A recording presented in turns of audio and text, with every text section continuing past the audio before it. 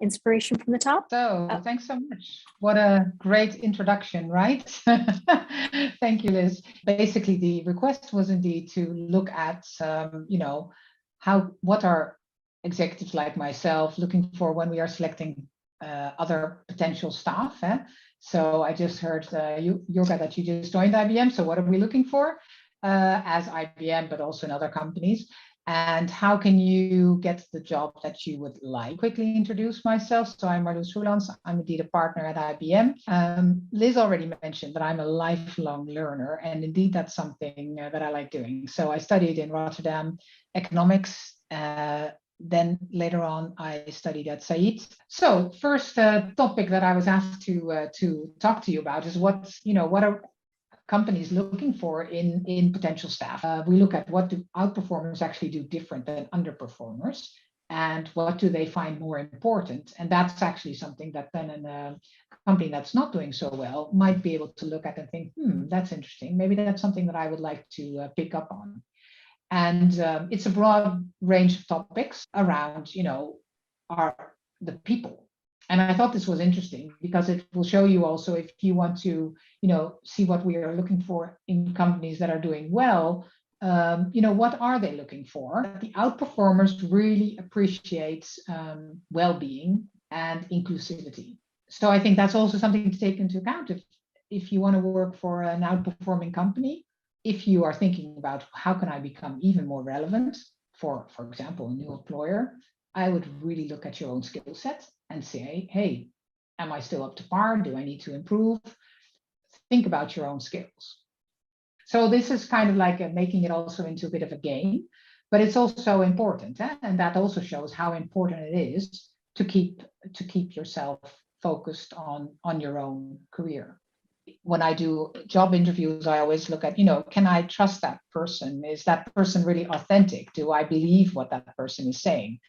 Do I believe that person is going to bring energy and passion to my clients and my teams? Energy and passion is something that usually, if you're doing something that you're good at, it will come across naturally, but also you might struggle in some cases. So will you be able to manage ups and downs? For example, for me is an important one. Do you, some things will not go so well. You will have a delivery issue. I guess we all know that as a project manager, that you might have situations that are not going so well. So what do you do then? How do you handle that? Are you still a positive leader in that situation? That was about what the other's looking for, but how do you actually get the job you want? We just heard an example already. Nushin saying, well, how do I get there then? Then you need to look back. How are you going to get that? Because you want to apply for that job, then you need to be able to show at least some kind of, that you have that in your pocket. And if not, that you are able to comfortably talk about it so that it comes across as being in your pocket, right? So there's two different elements. And probably that's something that I would like to tell you. If you get a lot of questions, but you miss this or that, think first about where do you want to go, and then start taking it step by step, and taking maybe a side step before you get to the next step.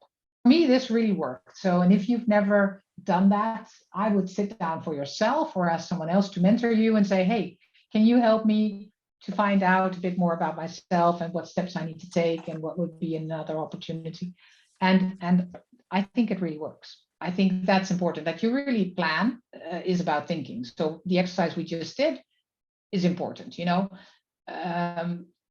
really understand yourself. Don't just start, going on LinkedIn and trying to get into all kinds of jobs. No point, because if you don't know what you want, you will never get what you want because you don't know. So planning, thinking about it, and really prepare. When do I want to change? Why? What? Etc. Basics, but important. Then prepare. Really prepare. Understand yourself, the company. How do you want to come across? Who's going to be your competition? So who are other people that are looking for some similar roles? So really prepare and think. And this takes time. It's not something you do on a Friday afternoon. It really takes time.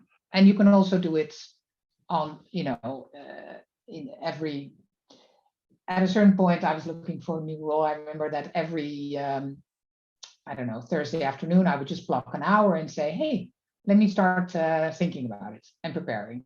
And then you had that in your calendar. So you really had to do something about it. And you had the time blocked. And I think that's always good. What's also very useful is, like you're doing today, is this networking. Use the people on your network. Also use find someone on the inside. I always, when I look for another client, I always look, who knows who, and I just call up the person.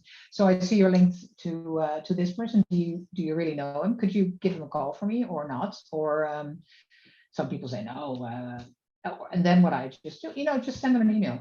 I mean, there's not a lot of people that don't like talking about their own job. Almost no one. So everyone likes it. People feel flattered. So you just send them an email saying, oh, wow, I'd really like to know more about your job there. Can you clarify? And I have it actually right here, and I really do it. So I can show you. I have something on my desk. Now that I have a home desk, it's a bit, you don't need to walk around with everything. So what I do is I really map, and I do that every now and then. So I just say, what are the things that I like about what I'm doing? What are the things I really do not like now? And if I look at a future job, what are the things that I would really like to add to that new job? And what are the things I definitely know that I never want to do, And that's interesting because it gets you thinking, and I just write some stuff on it. And every time I'm frustrated about something, I will scribble down, oh, this is something that I really don't like, And then if you look back at it after a couple of months, perhaps, and you will think, actually, it gives a pretty good view of yourself. I think for me, it's important just accept it and accept that you are what you are, and try to make the best out of it, because that's every day you should be really happy to do it. What I also think is, move from drama to solutions. There's always things that go wrong. So your child becomes ill and you have a key meeting that you need to attend or whatever. So I'm a very practical and pragmatic person. So I just move quickly into solution mode and think, how am I going to resolve this situation? What's the best acceptable? So that's how I kind of manage and just do it. But what I also do is try to reflect. So take a step back at a certain moment and think, is this what I want to get out of life? Is this really what I find acceptable or not? And think about it. Some considerations that I use a lot is the circle of influence. So when I'm in a situation, there's always going to be things, well, like this whole pandemic, we can't really influence that. So I try to find out, what can I influence, and then try to make the best out of that. Just accept everything that's around and see how you can make, influence what you can. I think that for me is very important. Another thing that I have learned a lot is about, I'm not Superwoman. So don't pretend to be. Yeah? So the impact of work is always going to be an impact on your personal life, but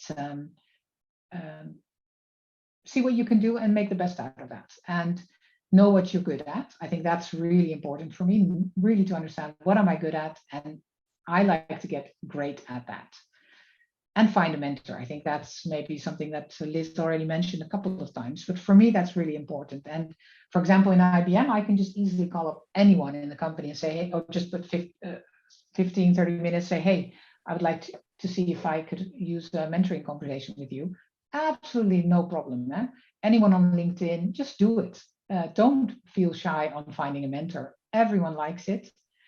And explain your situation, and people will, well, if they have the time, they will definitely do that. I think that's really important. So for me, these are things that I really take away in life: pragmatism, taking a step back and seeing what can I do to make it into a better day tomorrow. Thank you so much. This was really good. All right, this ends our conversation for today. Take care. Thank you. And I will see you all in the next meeting in March.